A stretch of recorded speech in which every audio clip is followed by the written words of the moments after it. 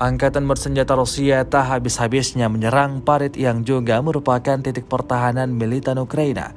Rekamannya ramai beredar di media sosial Telegram pada Rabu 5 April 2023. Kekalahan Opornik Angkatan bersenjata Ukraina di wilayah Kremenaya terlihat jelas dalam video ini. Cuplikan pertempuran dengan penggunaan kendaraan lapis baja ini diketahui diterbitkan oleh @kremlinprachka. Di awal video terlihat tank T-90 dan kendaraan tempur infanteri BMP-3 yang secara berurutan menghancurkan militan angkatan bersenjata Ukraina, meluncurkan rentetan serangan mematikannya ke arah yang ditargetkan, dan hasilnya seperti yang tampak dalam rekaman. Serangan yang tiba pada posisi pasukan Ukraina tak terkendali, padat mereka porak-poranda.